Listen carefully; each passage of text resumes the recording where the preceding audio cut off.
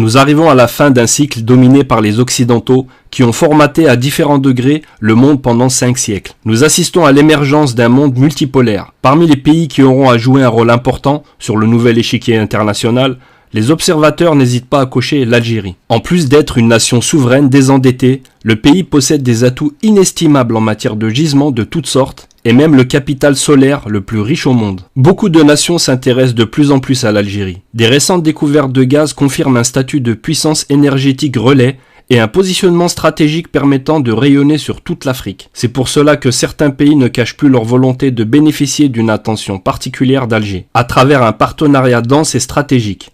Ce n'est pas un hasard si le président algérien a été invité à s'exprimer au sommet des BRICS en juin. Et ce n'est pas un hasard si l'Allemagne, l'Italie et d'autres pays veulent concrétiser des projets en rapport avec le développement des énergies renouvelables à l'image du solaire et de l'hydrogène vert. Nous avons également vu l'Europe, par l'intermédiaire de Bruxelles, afficher son intérêt à densifier la coopération avec Alger. Cet intérêt risque de devenir majeur lorsqu'on l'associe au projet tripartite Algérie, Niger, Nigeria, de lancer au plus tôt les travaux du gazoduc transsaharien. Ce projet fait grincer des dents et agace nombre de pays hostiles et de lobbies, car s'il se concrétise, l'essentiel du gaz africain transitera par le territoire algérien. Ce qui fera de l'Algérie une puissance énergétique quasi incontournable. L'ambition de l'Algérie est de développer en parallèle les énergies renouvelables, ce qui décuplera son poids à l'échelle afro-européenne. Les Occidentaux nourrissent le même rêve que la Chine et la Russie d'établir leur industrie en Afrique, car c'est la prochaine destination de la croissance mondiale. Ce n'est pas pour rien que l'Algérie est inscrite par Pékin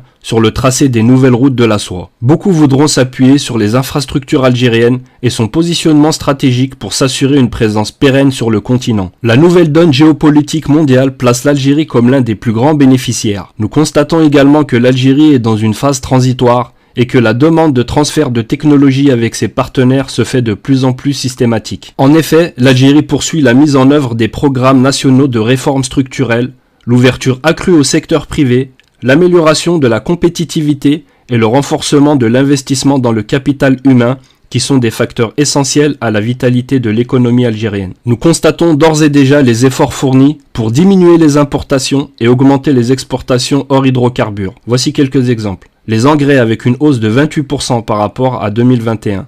Le fer et l'acier avec plus de 30%. Le ciment avec plus 93%. Les détergents dont les ventes ont été multipliées par 48. En 2022, la balance commerciale a atteint un excédent de plus de 18 milliards de dollars. Concernant le capital humain, l'Algérie est devenue le seul pays d'Afrique à instituer une allocation destinée aux personnes à la recherche d'emploi. Tous les bénéficiaires de l'allocation sont tenus de suivre obligatoirement une formation présentielle. Ces formations sont axées sur les métiers dont la main-d'œuvre est déficitaire sur le marché de l'emploi algérien. Cette stratégie permettra non seulement de réduire le taux de chômage, mais également d'aider le pays à disposer d'une main-d'œuvre locale dans les secteurs stratégiques pour soutenir le développement. Plus l'Algérie avancera, plus elle se développera, plus elle sera attaquée. Les Algériens doivent faire preuve de solidarité et de discernement face aux fake news venant de pays hostiles ou de lobbies, mais également de certains harkis des temps modernes à la botte de puissances étrangères qui dénigrent l'Algérie et cherchent la division. La solidarité est un moyen de garantir la stabilité de la société algérienne. Vouloir le bien pour son frère ou sa sœur,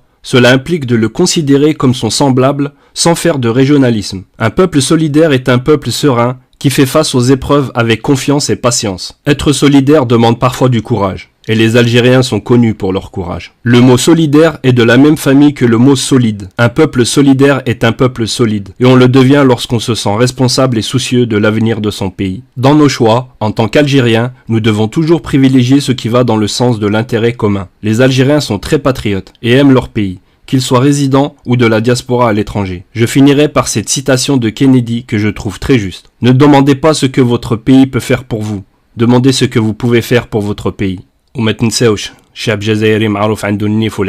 J'espère que cette courte vidéo vous aura plu. N'hésitez pas à liker et vous abonner. Je vous dis à bientôt.